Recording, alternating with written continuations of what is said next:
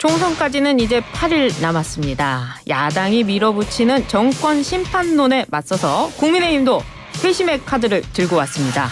이재명, 조국 두 야당 대표를 겨냥한 심판인데요. 바로 2조 심판입니다. 국민의힘 2조 심판특별위원회 위원장을 맡은 신지호 전 의원님 직접 이 자리에 모시고 이야기 나눠보겠습니다. 안녕하세요. 안녕하세요. 반갑습니다.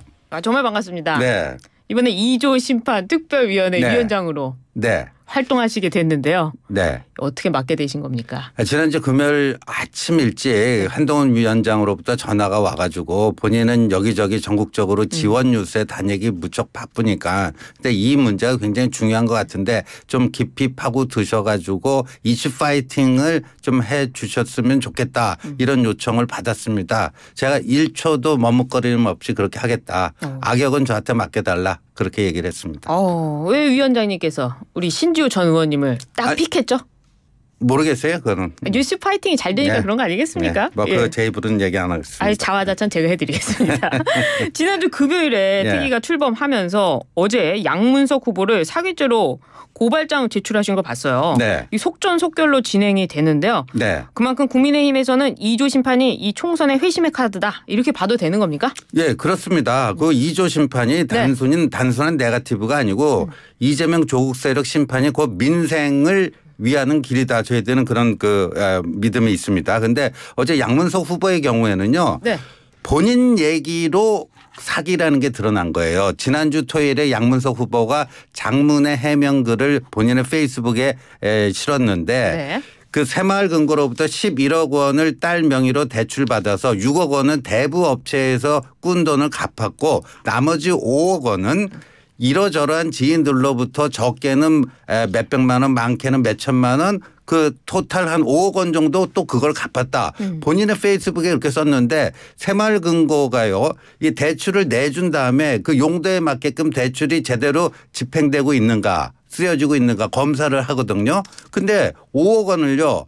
이 물품 구입해 썼다고 낸 거예요. 그러니까 이 딸은 거짓말한 거죠. 자기 아버지는 그거는 꾼돈 갚는 데 썼다라고 페이스북에 엊그저께 썼는데 그 당시에 그거는 그 사업을 위한 물품을 구입하는 데 썼다고 또 그 낸 거예요. 그러니까 그 사기 친 거죠. 그러니까 사기 행위가 최소 2번이 있습니다. 대출 신청 단계에서의 사기 그다음에 대출 유지 단계에서의 사기 저희들이 확인한 사기 행위는 최소 2번입니다. 그러니까 페이스북에 근거해서 보더라도 좀 달랐다. 그래서 보니까요. 그 김민석 의원은 보니까 이 위법 근거가 명확하지 않다. 한동훈 위원장이 사기 대출이라고 말하는데 이거 아니다. 이렇게 발언을 했어요. 그런데 본인도 지금 본인의 페이스북을 지금 제가 얘기하고 있지 않습니까? 양문석 후보. 그러니까 김민석 의원이 이게 정상적인 눈으로 이거를 투명한 눈으로 쳐다보지 못하는 거고요. 그리고 어저께 저희들이 이제 가서 고발하고 그러니까 이제 늦게 집을 처분해가지고 말이죠.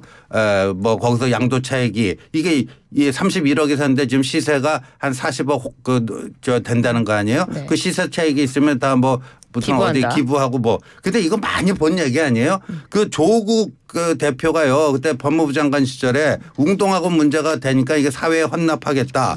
뭐 자기 어머니가 이사장인데 물러나고 지금 된 게 하나도 없습니다. 어머니 그대로 이사장이고요. 이 캠코라고 한국자산관리공사라고 하는 정부 기구 있지 않습니까? 거기가 조국 그 일가에 대해서 웅동학원 관련해서 130억 채권을 갖고 있는데 이거 전혀 변제 안 하고 있습니다. 근데 요번에 조국 대표 재산 신고한 거 보니까요. 그 청와대 민정수석대에 비해서 말이죠. 한 4억 원 정도 재산이 증가했어요. 증가할 돈 있으면 이런 거 좀 갚았으면 좋겠어요. 그러니까 양문석 후보의 어제 그 얘기도요. 결국 조국처럼 될 거라고 봅니다. 그렇군요. 국민의힘이 이 파고드는 걸 보니까 부동산 이 아주 특혜 그리고 뭐 편법 대출 이런 부분을 파고드는데 이 전략 중에 하나입니까? 네, 맞습니다. 그리고 이제 2조 심판이 왜 민생이냐 하면요. 지금 저희가 오늘 또 제가 이 인터뷰 끝나고 대검찰청에 가서 또 누구를 또 고발하느냐면 조국당의 1번 후보 박은정의 배우자인 이종근 전 검사장 이 사람을 또 이제 고발장을 낼 겁니다. 고발장을 내세요? 네, 고발장을 내는데 그 죄목은 범죄 수익 은닉에 관한 그 법인데요. 그러니까 범죄 수익을 스스로 했다. 그거 아니겠습니까? 휴스텐 코리아라고 하는 다단계 사기 그 사기액이 엄청난데 그 본인이 받은 단건으로 22억 원의 수임료를 받았잖아요. 네. 그럼 그게요. 이종근 씨는요, 검찰 재직 시절부터 다단계 뭐 코인 사기 전문가 아닙니까? 블랙벨트도 받았잖아요. 그러면 자신의 수임료가 범죄 수익의 일부라는 걸 몰랐을까요? 당연히 알았겠죠. 네. 근데 제가 이 다단계 사기 피해자들과 요새 계속 만나고 지난주 토요일부터 계속 만나고 있습니다. 예. 근데 이분들이 울분을 토하는 게 뭐냐 하면은 조폭을 비호하는 전문 변호사가 있듯이 조폭을 비호해서 거기서 수임료 고액의 수임료 받고 사는 그런 좀 못된 변호사가 있듯이 사기꾼을 비호하고 변호해서 거액의 수임료를 챙기는 아주 고약한 변호사들이 있다. 네. 바로 이게 이런 사기가 줄어들기는커녕 점점 더 찬 거라는 그 핵심 원인이다. 이 사기꾼 비호 전문 변호사들이 전관예우 또는 뭐 자기 재판부 구성원과의 어떤 친분을 이용해 갖고 이 솜방망이 처벌을 자꾸만 이끌어내기 때문에 이 사기 범죄가 근절이 안 되고 계속 더 늘어나는 거 아니냐. 그러면서 특별법을 제정해 달라. 금융사기 다단계 사기 피해자 구제를 위한 특별법을 지정해 달라. 그래서 제가 그걸 한동훈 위원장한테 바로 보고를 했더니 합시다 그러더라고요. 그래서 저희들은 그걸 할 겁니다. 아, 그렇군요. 그러니까 지금 이종근 전 검사장 변호사로 활동을 하는데 22억 수임료라는 것은 결국에 그 사람들이 받은 범죄 수익을 갖다 준 거 아니냐. 그렇죠. 그러면 이 수임료는 범죄 수익 아니냐. 요 그렇죠. 얘기로 고발을 하신다는 거네요. 그렇죠. 독일 같은 경우에는 변호사들이 그렇게 처벌되는 사례가 많더라고요. 그래요. 예. 독일에 그런 게 있군요. 그렇군요. 이종근 전 검사장 얘기가 나왔으니까요. 근데 민주당에서는 또 장진영 후보, 조수현 후보를 이제 맞불 놓는 것 같아요.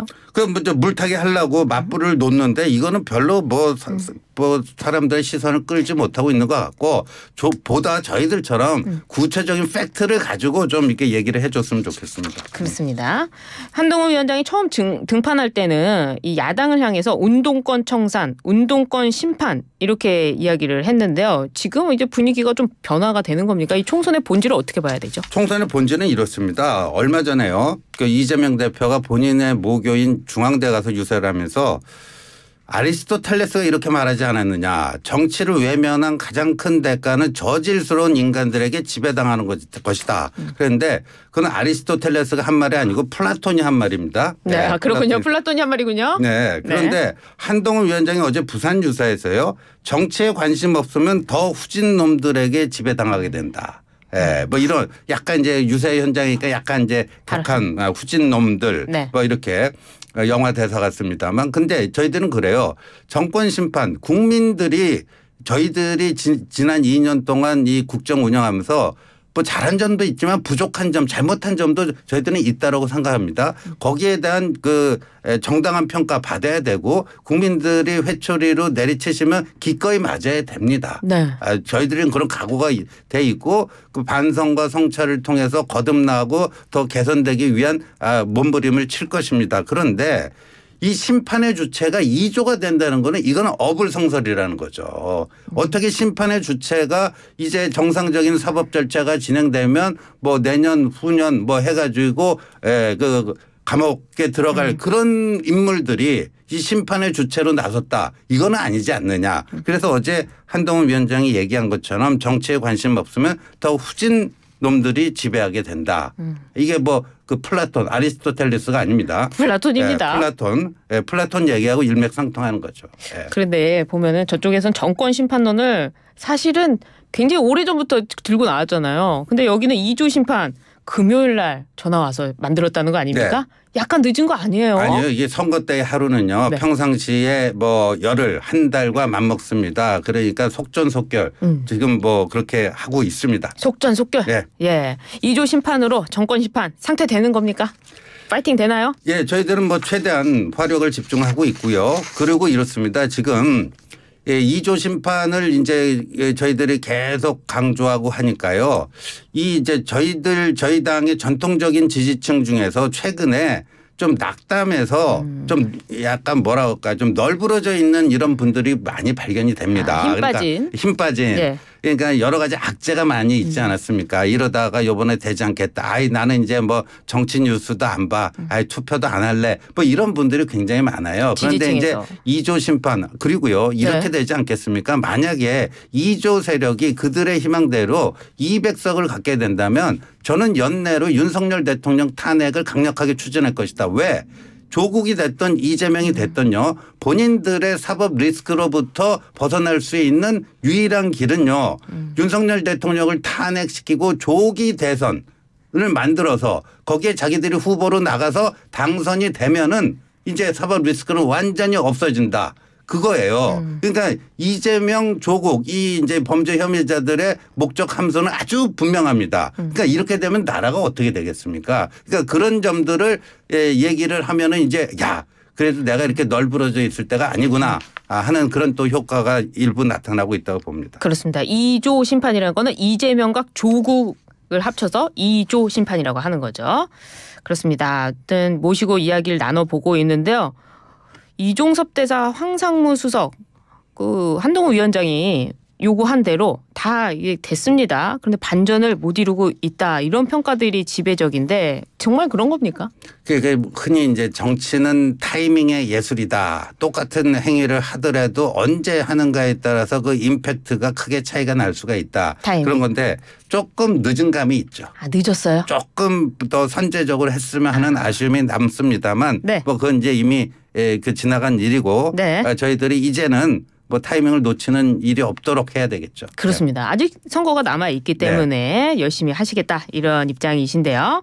한동훈 위원장이 수도권 표심을 계속해서 수도권 표심을 향해서 읍소하고 있습니다. 이를 두고 이재명 대표가 저거는 악어의 눈물이야. 막 이렇게 표현을 했어요. 근데 뭐 본인 악어의 눈물은 지난 대선 과정에서 그 형수에게 뭐 모진 욕을 해놓고 거기에 대해서 그 해명하는 과정에서 이재명 대표가 눈물을 보이지 않았습니까? 그랬죠. 시장에서. 뭐 그거는 무슨 눈물이죠? 아, 그러게 말이에요. 이재명의 눈물. 회개의 눈물인가요? 그렇게 말입니다. 그리고 어제 이제 윤 대통령의 의료 개혁에 대한 대국민 담화가 있었습니다. 대국민 담화가 생각보다 굉장히 긴 시간을 했어요. 어떻게 보셨어요? 그런데 그 굉장히 50분이 넘는 긴 담화였는데 핵심은 이겁니다. 네. 유턴을 하겠다. 유턴한다? 유턴을 하겠다. 그 유턴 신호를 어제 담화에서 일부 그 분량은 아주 짧습니다. 네. 과학적 근거를 가지고 또 의료계의 통일된 견해를 가지고 오면 얼마든지 논의할 수 있다. 그런데 그 이후에 대통령실 이도훈 홍보수석의 기자들에 대한 질의응답 그다음에 어제 대통령실 정책실장 성태윤 정책실장이 KBS에서 출연해서 한 얘기가 이게 쭉 이제 더 선명해지고 있는데 2,000명 합리적인 안을 가지고 우리 같이 논의해서 합리적으로 재조정해 보자. 결론은 그겁니다. 이제부터 그걸 하느냐 못 하느냐. 이게 이제 문제일 것 같습니다. 아, 2,000명을 고집하는 것이 아니라 네. 유턴 신호 기다리고 있다. 갖고 와라. 뭐 이런 거네요. 그런데요. 보니까 어제 국민의힘 후보 중에 한 사람은 이 대국민 담화 이후에 오히려 대통령을 향해 가지고 탈당해라. 뭐 이런 이야기를 했어요. 이를 두고 홍준표 대구시장이 어떻게 우리가 만든 대통령한테 당적 이탈을 하라고 하느냐. 강하게 질타했습니다. 예, 그렇죠. 그러니까 이제 그렇게 세게 뭐 발언하는 분들이요. 자기 지역구 판세가 안 좋으니까 그래요. 아, 지역구 판세 안 좋으니까 막 대통령 탓하는 겁니까? 예, 그러면 근데 네. 그게 좀 짧은 세상입니다. 예, 그러니까 그 다급한 심정은 이해가 가나 그런 식으로 해갖고 뭐 대통령한테 화풀이 한다고 본인 뭐 그 지지도가 올라가지 않고 오히려 전통적인 지지층에서는 더 빠질 수도 있어요. 네. 그런데 함은경 후보의 그거는 분명히 도를 지나쳤다. 함은경 후보. 예. 그래서 제가 알기로는 아마 네. 오늘 중으로 어제 발언에 대한 유감 또는 사과가 있지 않을까 이렇게 생각이 됩니다. 아, 함은경 후보 국민의힘에 들어온 지 얼마 안 됐는데 네. 대통령이 어제 그 담화를 듣고 뭐 화풀이를 하니까 네. 그 담화 내용도 정확히 파악도 못하고 그냥 질렀더라고요. 그래요. 제가 얘기했잖아요. 네. 이건 유턴 신호라고. 유턴 신호라고 했는데. 근데 유턴 신호가 아니라 기존의 그 고집을 꺾지 않고 계속 고하자는 유턴 신호를 고 사인으로 듣고 그렇게까지 얘기한 거니까 네. 그냥 이제 선거 뛰다 보면 이런 거 저런 거 찬찬히 뜯어볼 만한 여유가 없어서 그랬다는 거 알지만 네. 그렇게 센 발언을 하려면요 좀 동서남북 살펴보고 해야 됩니다. 그러게 말이에요. 어제 이런 일도 있었는데요. 총선 이후에 한동훈 위원장의 거취를 두고도 이런저런 이야기들이 나오고 있습니다. 조국 대표는 더 이상 효용 가치가 없다고 판단해서 윤 대통령과 국민의힘으로부터 버려질 거다 이렇게 전망을 하더라고요. 근데 조국 대표는 뭐 본인 걱정이나 좀 했으면 좋겠어요. 어제 뭐 이제 감옥에 가게 되면 뭐 푸시업하고 뭐를 하고 이렇게 얘기를 하는데 한동훈 위원장 그래도 이건 뭐냐면요. 이 36개에서 나오는 전형적인 이관계예요. 이관계. 그러니까 윤석열 대통령과 한동훈 비대위원장의 이거 간극을 야 한동훈 너 뭐 벌어질 거야 뭐 하면서 그 이관계의 일환입니다. 근데 지는 진영은요. 네. 적장이 그런 이관계를 쓸 때 거기에 현혹되면은 집니다. 아 그렇군요. 예, 조국의 입장이었고 조국 혁신당 근데 여론조사 보면요. 조국 혁신당 굉장히 높게 나오는데요. 이렇게 되면은 뭐 의석수도 받을 거고 그럼 민주당과 나중에 합당을 하게 될까요? 저는 뭐 같이 갈 거라고 탄핵 동맹 세력이라고 봐요. 2조 세력은 한 몸뚱이고 일란성 한 지붕 두 가족이고요. 결국 그 윤석열 탄핵 조기 퇴진 여기에 이해관계를 아까 왜냐하면 조국이란 인물 이재명의 인물이 그렇게 해야지만 본인들이 그 사법 리스크로부터 자유로워질 수 있기 때문에 이미 그 무언의 그 탄핵 동맹은 맺어져 있다. 그렇게 보고 있습니다. 그렇군요. 그러면 이 2조 세력 중에 조국 대표가 대권 주자로 지금 뭐 떠오르는 분위기인데요. 이건 어떻게 보십니까? 그건 이제 그 자기들끼리 또 이제 묘한 파워 게임이 이제 시작되는 거죠. 야권의 대표 주자가 누구냐? 네. 조국이냐? 이재명이냐? 뭐 그런 게 이제 총선 이후에 본격화되겠죠. 그렇겠죠. 남은 8일간 2조 심판특별위원회 역할. 저희는요. 예. 저들이 이제 정권 심판을 하겠다고 하는데 아까도 말씀드렸지만 국민들이 드는 회초리는 저희들이 기꺼이 맡겠지만 저런 그 부정한 어떤 목적을 가지고 대통령 탄핵, 조기 대선이라고 하는 그런 불순한 목적을 가지고 저렇게 정권 심판을 앞세워서 하는 2조 세력의 위선의 가면을 벗기는 것이 국민들의 알 권리 차원에서 선택을 하는데 유용한 정보를 제공한다는 점에서 저희 2조 심판특별위원회의 임무는 거기에 있다고 생각합니다. 알겠습니다. 감사합니다. 지금까지 국민의힘 신지호 2조 심판특별위원장과 함께했습니다. 감사합니다.